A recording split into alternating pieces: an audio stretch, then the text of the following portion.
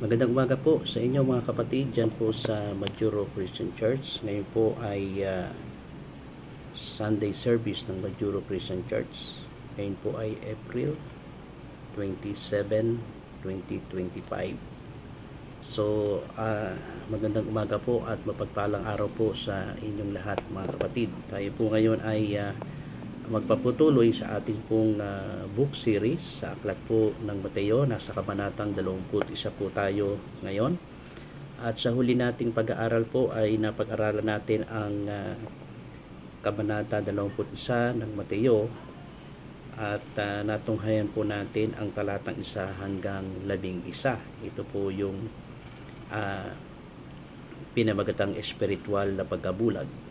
So, nandito po tayo sa ika-4 na section po ng Ebanghelyo ni Mateo at makikita po natin dito kung ano ang mga kadahilanan ng pagtanggi nila sa ating mahal na hari o sa ating Panginoon Jesucristo.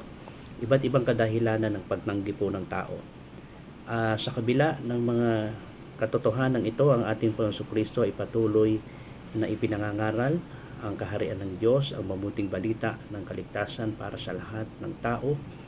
Ngunit makikita po natin dito ang iba't ibang kadahilanan ng pagtanggi nila. At unang natunghayan natin dito ay ang espiritual na pagkabulag na kalagayan po ng isang tao sa harapan ng Diyos.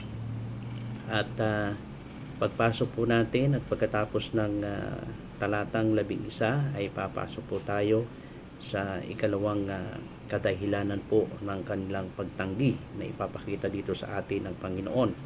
Ang may kinalaman po sa pagpapaimbabaw ng tao. At salamat po sa inyong pagkabasa po sa talatang 12 hanggang 22 ng kabanatang 21 ng Mateo. At ito po ang ating bibigyan pansin po ngayon sa ikalawang kadahilanan ng pagtanggi ng tao, especially po ng kanyang mga kababayang Hudyo, ay ang katotohanan ipinakita ng Panginoon na mayroong pong pagpapaimbabaw ang puso ng tao. Tayo muna po'y manalangin sa Panginoon at hingi po tayo ng tulong sa Kanya upang mas lalo po nating maunawaan ang mga katotohanan po ng ating pag-aaralan. O Panginoon, ang papuri at pasasalamat ay amin pong ibinibigay sa inyo sa umagang ito. Muli po ay kayo ang tumulong sa amin sa tulong ng Banal na Espiritu upang maunawaan ang mga katotohanan na nais mong ituro sa amin sa umagang ito. At isa pa sa kadahilanan kung bakit ang pagtanggi ng tao, Panginoon, sa inyo ay ang pagpapakita po ng pagpapaimbabaw na nasa puso ng tao. Tulungan niyo po kami, Panginoon, na makita ang katotohanan ito.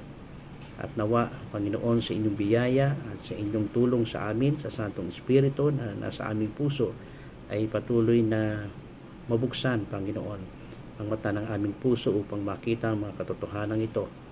At nawa, Panginoon, sa pamamagitan po ng dakilang pagmamahal mo, ang pagpapaimbabaw na ito, Panginoon, ay aming pong ipasakop sa inyo at ikaw po'y aming makilala bilang Panginoon at sarili naming tagapagligtas. Pangunahan po ninyo ang aming pag-aaral na ito sa pangalan po ni Kristo Jesus. Amen.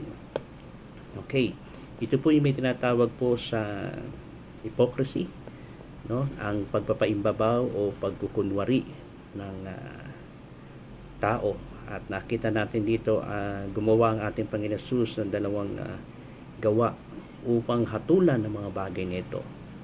At dito nakita natin ang pagdilinis ng Panginoon sa templo at ang pagsumpa niya sa isang puno po ng higos. Alam natin, ang pagpapaimbabaw o hypocrisy ay ang pagsasagawa ng pag-aangkin na may mga pamantayang moral o paniniwala na kung saan hindi naaayon ang sariling pag-uugali o pagkukunwari. So ito po ang ibig sabihin po ng pagpapaimbabaw na pagkakahulugan. So ang parehong mga gawa ay salungat po sa kanyang karaniwang paraan na makikita natin ang ministeryo na ginagawa ng ating Panginoon, sapagkat siya ay hindi naparito sa lupa upang humatol, kundi upang magligtas. Yan po ang maliwanag po sa John 3:17. No? Maganda po siguro basahin natin ang talatang ito. Sa John 3 verse 17. Ang layunin ng ministeryo ng ating Panginoon na masusumpungan natin sa Matthew 3 verse 17. Isinugo ng Diyos ang kanyang anak hindi upang hatulan ng parusa ang sanlibutan, kundi upang iligtas ito sa pamamagitan niya. Yan ang pinaka main purpose ng Panginoon kung bakit siya naparito. Hindi upang ibigay na ang pinaka verdict o pinakahatol sa sanlibutan, at kundi ibigay niya at bigyan ng pag-asa ang tao upang sila ay maligtas sa pamamagitan po ng ating Panginoon Kristo hanggang siya ay mapako po sa krus. Yan ang pinaka misyon ng ating Panginoon. Ang kapwa ng mga gawang ito ay nagsiwalat po ng pagpapaimbabaw ng Israel. So ang templo ay isang yungib ng mga magnanakaw, at ang bansa na isinasagisag po ng puno ng higos, yun po ang ipinapakita doon. At pagpapakita ng walang bunga, no, na makikita sa kanila. Ang panloob na katiwalian at panlabas na kawalang bunga ay mga ebidensya po ng kanilang pagkukunwari. So marahil po maraming ganito, no, na minsan sa ating pong pinagmiministeryuhan ng salita ng Panginoon, ang kanilang pagpapaimbabaw. At isa sa makikita natin dito ay wala tayong makikitang bunga ng kanilang pagtitiwala sa Panginoon, no? At nakikita lamang natin ang patuloy na mga ebidensya na sila ay tumatanggi sa ating Panginoong Jesucristo. So tingnan po natin sa verse 12 hanggang 16, no, yung paglilinis po ng templo ng Panginoon dahil sa kanyang pagpasok sa Jerusalem dito sa dumiretso, at binuksan ni Jesus ang kanyang ministeryo sa isang katulad na gawain na mababasa rin natin sa John 2:13 to 25, yung pagpasok niya sa templo. At pagkaraan ng 3 taon, ang templo ay nadunggisan muli. Nakita natin na nasumpungan ng ating Panginoon, nandoon ang negosyo ng relihiyon, ng mga pinuno, no? Ginawa nilang lugar ng hukuman ng mga Hentil, no, na kung saan ang mga dayuhang Hudyo ay maaari makapagpalitan po ng pera at bumili ng mga hain sa pamamagitan po ng negosyo na yon. Ang nagsimula bilang isang serbisyo at kaginhawahan para sa mga bisita mula sa ibang mga lupain ay naging isang kumikitang negosyo. At ang mga leader ay naniningil ng napakataas na presyo at walang sino man na maaaring sabihin natin na makikipagkompetensya sa kanila o sumalungat sa kanila. At sinasabi sa atin ng mga historiador na si Ana raw ang maaaring dating mataas na saserdote ang tagapamahala ng negosyong ito at tinutulungan ng kanyang mga anak.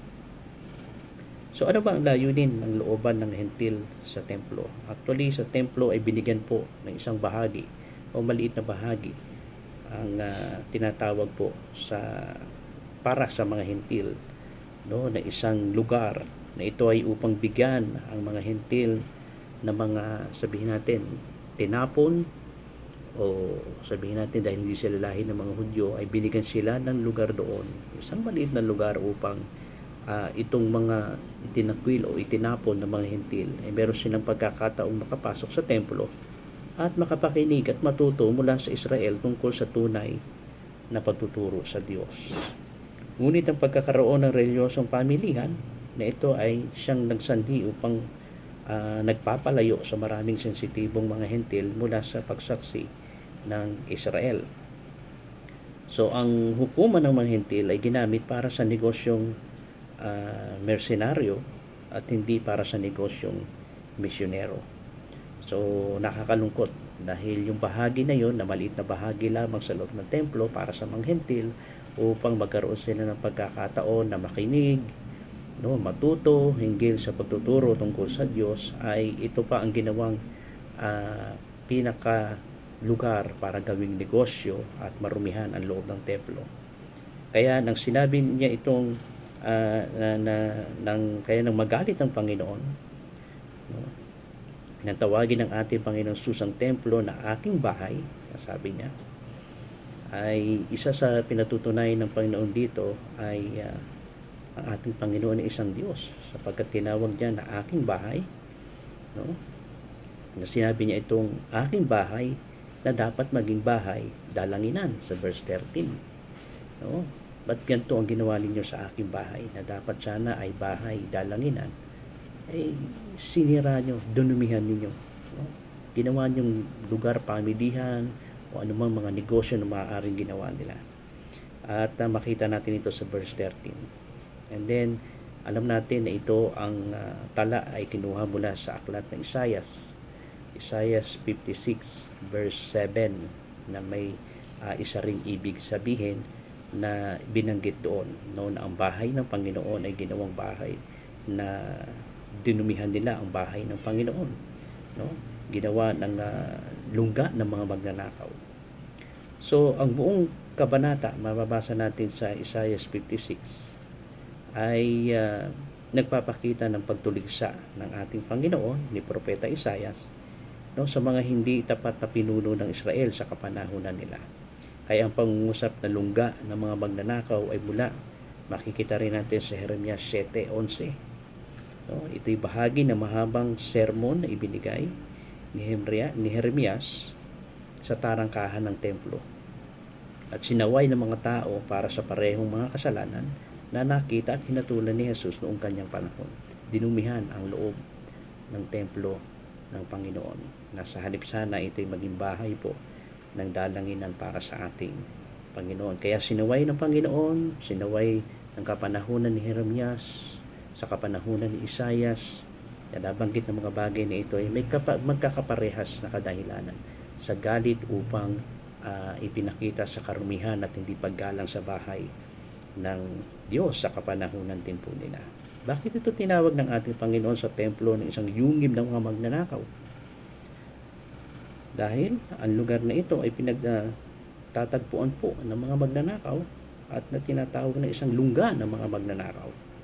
So ginamit ng mga pinuno ng relihiyon, no, at pinagtatagpuan ng mga magnanakaw, no, at kaya tinawag na isang lungga ng mga magnanakaw ang lugar na iyon. Kaya nakakalungkot, no? Kaya ang pagkakagamit dito ng mga pinunong relihiyon ay ilan sa mga tao na makikita natin ay ang ang templo at ang rehelyong Hudyo para pagtakpan ang kanilang mga kasalanan. Kaya nila ginamit ang bahay ng Diyos. So nakakalungkot, no? Ito pang mga puno ng relihiyon na siyang bumabasa, nagtuturo ng salita ng Diyos, sila pa ang naging dahilan, no? Ginamit nila ang pagkakataon na yon upang pagtakpan ang kanilang mga karumihan sa harapan ng Diyos at sa harap ng tao. So ano ang gusto ng Diyos, no, sa kanyang bahay? Makita natin sa verse 13 na dapat itong bahay ko ay maging bahay dalanginan. Nais ng Diyos, no, ang panalangin kasama ng kanyang mga tao. No, ito dapat sana ang makikita sa bahay ng Diyos, no, na maging bahay dalanginan ang bahay ng Diyos kasama ng kanyang mga tao at kanyang mga tagasunod. Maganda yung sinabi rin po sa 1 Timothy, unang Timoteo chapter 2 verses 1 to 3, no? Sa 1 Timothy 2, 1 to 3. 1 Timothy chapter 2 verse 1 to 3 na may kinalaman po hinggil sa panalangin, no? Sa ating panalangin. 1 Timothy 2, 1 to 3. Una sa lahat, ipinapakiusap kong idulog ninyo sa Diyos ang inyong mga kahilingan, panalangin, pagsamo at pasasalamat para sa lahat ng tao. Idalangin rin ninyo ang mga hari o may kapangyarihan upang tayo ay makapamuhay ng matahimik, mapayapa, makadiyos at marangal. Ito ang mabuti at nakalulugod sa Diyos na ating tagapagligtas. So napakalawak po ng ministeryo ng panalangin.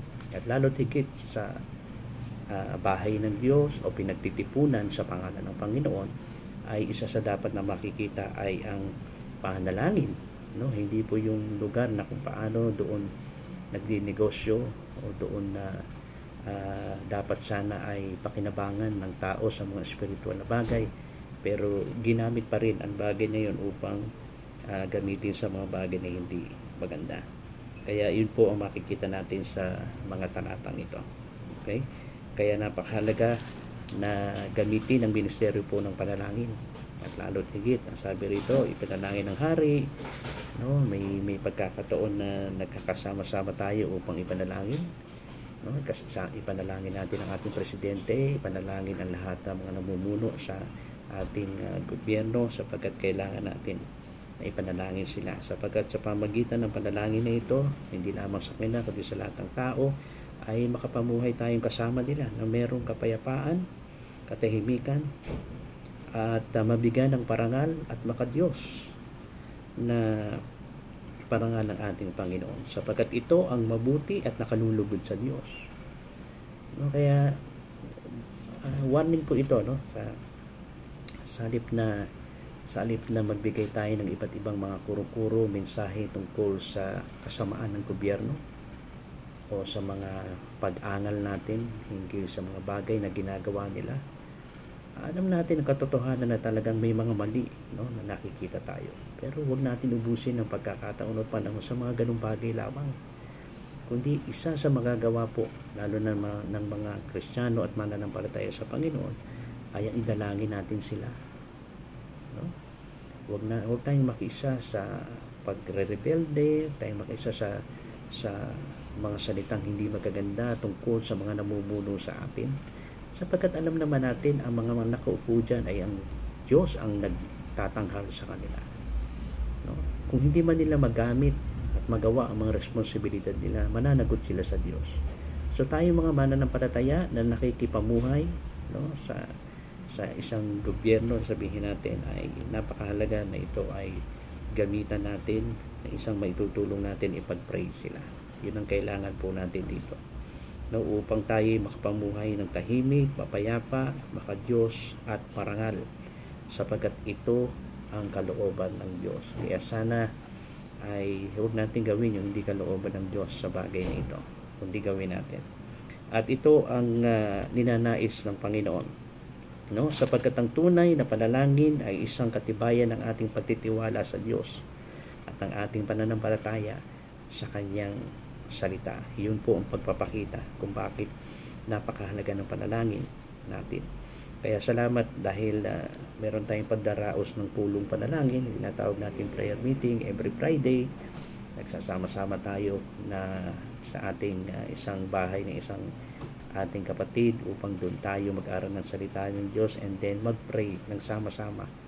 No? Nagkakaisa tayo upang ipanalangin ang ating bansa, ipanalangin ang bawat tao, ipanalangin ang bawat kapatid sa Panginoon, sapagkat iyon ang kalooban at nakalulugod para sa ating Panginoon. Kaya sana po ay makiisa tayo sa bagay nito ng panalangin para sa lahat, no? At lalo na po sa isang kapulungan ng Panginoon na makita ang ministeryo po ng panalangin. Gagamitin ng Diyos ang panalangin na ito. Ito'y pagpapakita ng tunay na katibayan ng ating pagtitiwala sa Diyos at pagtitiwala sa Kanyang salita. Kaya salamat po.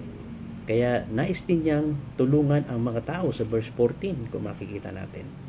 No? Pagkatapos niya doon ay maraming lumapit sa Kanya, na pinagaling niya ang lahat ng mga may sakit na lumalapit sa Kanya.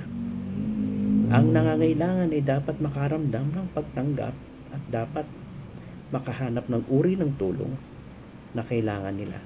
Especially, lalo na po sa bahay ng Diyos. No? Dapat mayroong kapangyarihan sa bahay ng Diyos, ang kapangyarihan ng Diyos na kumikilos upang baguhin ang mga tao, at sana ito ang nadarama ng bawat isa sa bahay ng Diyos. Yung natutulungan tayo nito, no? Na kapag tayo ay nasa bahay ng Diyos, ay doon naiibsan, no, ang bigat ng ating mga dinadala, doon naiibsan ang mga karamdaman na meron tayo sa biyaya ng Panginoon. Ito sana ang nangyayari, no? Dumadaloy ang kapangyarihan ng Diyos sa Kanyang ministeryo, sa Kanyang bahay, na sa tuwing tayo ay nagkakasama-sama, no? Ito ang ating nararamdaman, na para siyang isang sabi nga ng iba, para daw isang hospital ang church, no? Sa dami ng mga may karamdaman, na naway doon maibsan ang lahat ng mga bagay na kanilang karamdaman, nararamdaman at mga kabigatan. Sana nga po ito yung ating nararamdaman sa bahay ng Panginoon, no? At hindi ang bahay ng Panginoon, hindi ito bahay para sabihin natin lugar para magmarites. No? Hindi ito lugar para manlibak tayo, manira tayo, makaalam tayo ng mga bagay na kung ano-ano mga bagay na hindi naman makatotohanan, na hindi kalooban ng Diyos. Hindi sana ganun ang ating pakiramdam sa tuwing nasa bahay tayo ng Diyos, nagkakasama-sama tayo. Hindi po ganoon, kundi ito'y lugar na kung paano ay matulungan natin ang mga nangangailangan, ang mga mahihina ay mapalakas natin, ang may mga karamdaman sa biyaya ng Panginoon ay pagaling sila ng Panginoon, at sa mga pangailangan ay matugunan ng Panginoon ang kanilang mga pangailangan, ano man ito. Ito sana ang mangyari, no? Sa bahay ng Diyos na kanyang inaasahan. And then, ang sabi pa doon, ang papuri ay isa pang katangian sa bahay ng Diyos, sa verse 15 and 16 ng pinuna ng mga puno ng relihiyon, no, ang pagsigaw sa ating Panginoon na Hosana, di ba? Nagpapakita doon na sinipi rin na makikita natin sa Psalms 8:2. Pero ang sabi ng verse 15 and 16 sa Matthew 21, na gaya ng ating binasa, no? Matthew 21:15 and 16, na parang sinusuway ng mga leader ng relihiyon ang tungkol sa sinisigaw ng mga bata, no, sa ating Panginoon Kristo nung siya ay nasa loob ng templo at siya ay nakikita ng karamihan at lalo na ng mga bata sa verse 15 and 16. At ang sabi rito ay nagalit ang mga punong pari at mga tagapagturo ng kautusan nang makita nila ang mga himalang ginawa niya at marinig ang mga batang sumisigaw. Sabi rito, at ano ang sinisigaw ng mga batang ito sa ating Panginoon? Sa loob ng templo, purihin ang anak ni David. At sinabi nila kay Jesus, naririnig mo ba ang sinasabi nila? Yes, naririnig ng Panginoon. Purihin ang anak ni David.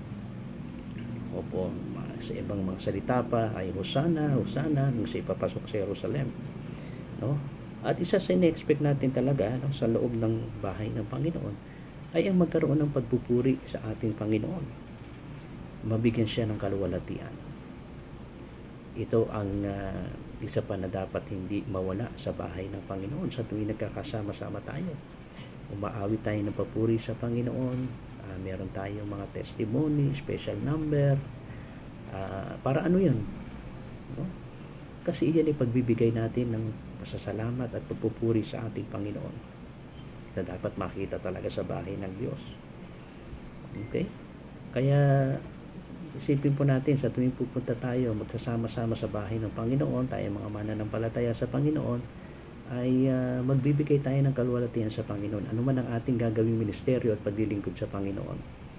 Makikinig ng salita ng Diyos at aawit sa Panginoon at maglilingkuran sa bawat isa. Bakit? Gusto nating bigyan ng kaluwalhatian ng Panginoon. At ito ang nararapat namang na makita rin sa bahay ng Diyos, no?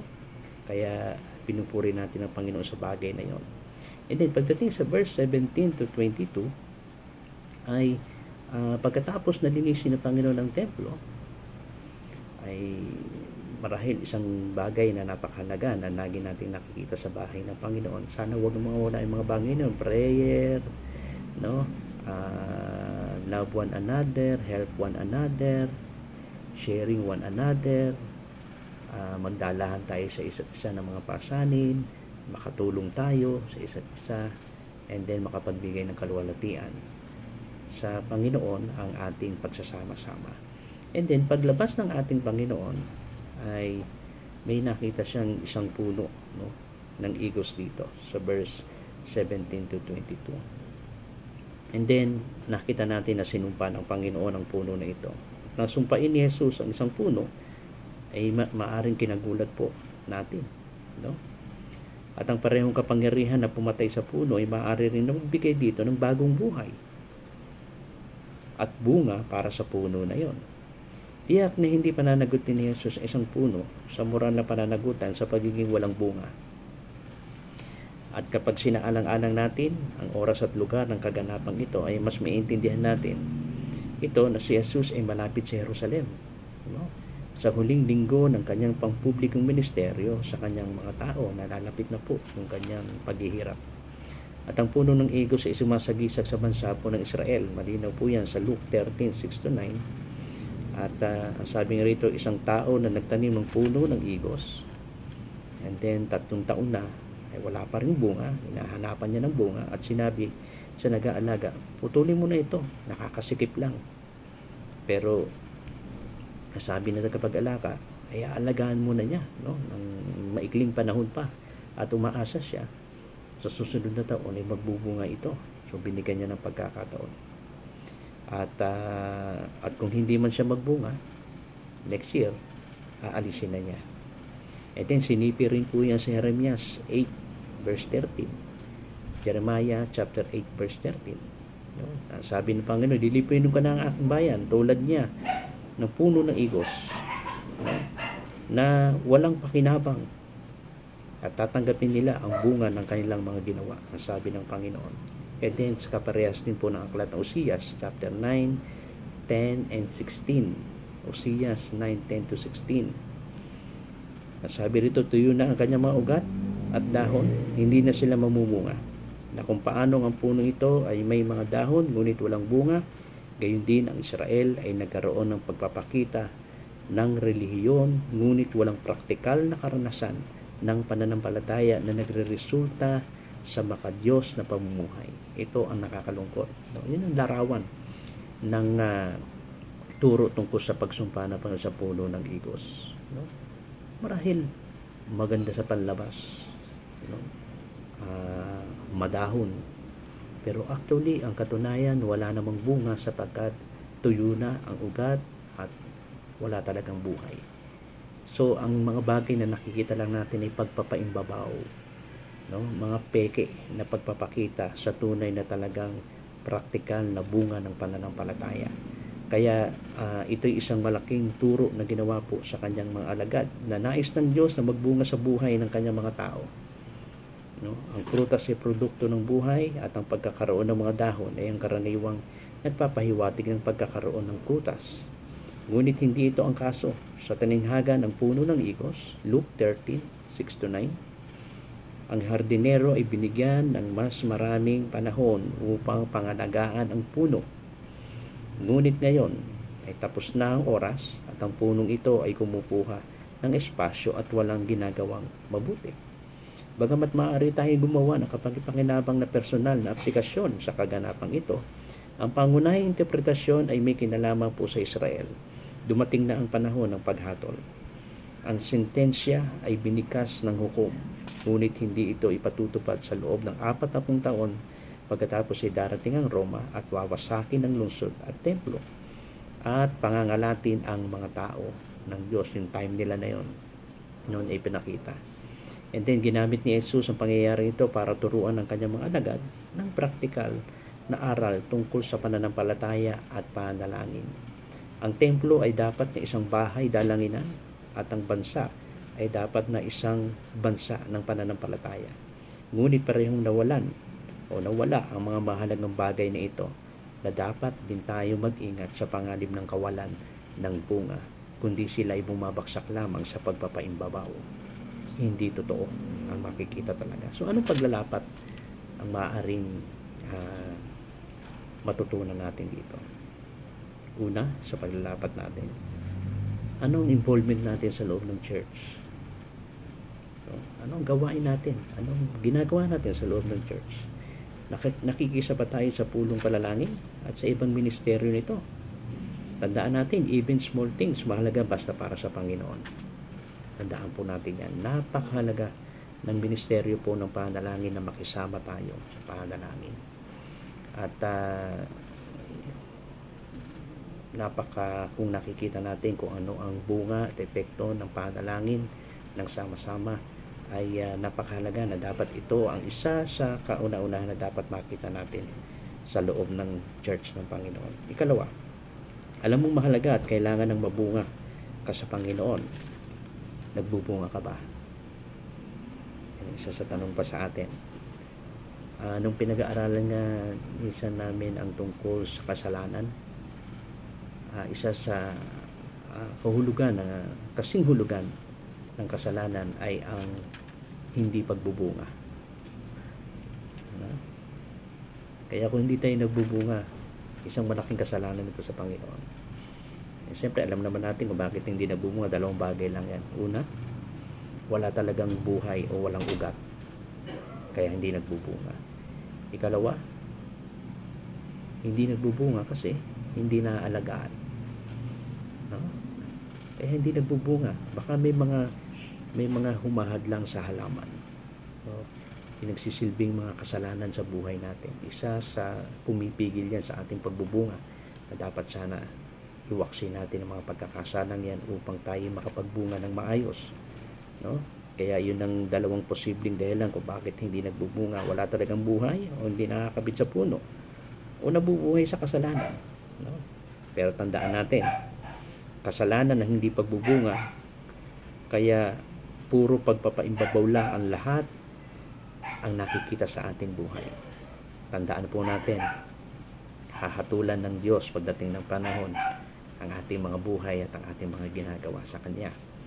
Kaya ito po ang isa sa kadahilanan kung bakit ang pagtanggi ng tao kay Kristo sa ikalawang kadahilanan ay ang pagpapaimbabaw, pagkukunwari.